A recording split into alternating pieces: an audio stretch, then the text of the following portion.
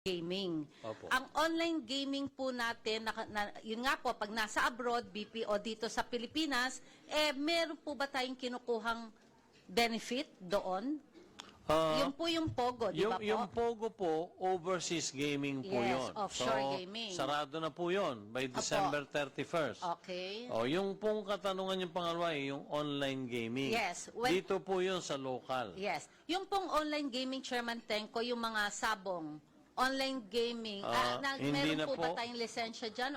Congressman, hindi na magsino, meron pong utos ang nakarang administrasyon, May 5, 2022,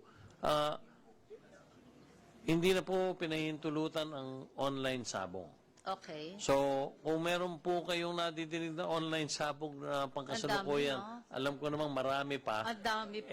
puro illegal po yon. Okay. So, ganun po.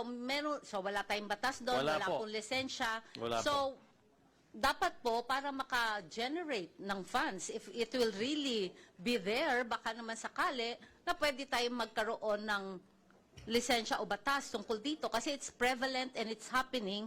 Pandagdag po sa pondo ng PAGCOR.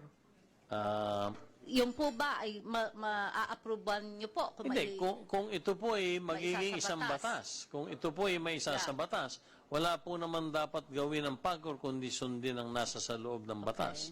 Kaya po, kung maisa sa batas, ay susundin po namin dahil lumalabas po jurisdiction po ng PAGCOR yung online sabong. Online so kung magkakaroon po ng batas na pahintulutan muli ang online sabong, patutupad po ng PAGCOR yung nasabing batas na yun lang po importante kasi po it's happening everywhere and there's a lot of people that knows that is happening. So ang kailangan lang po ay kailangan illegal natin kaysa mag-illegal na wala tayong nakukuhang benepisyo.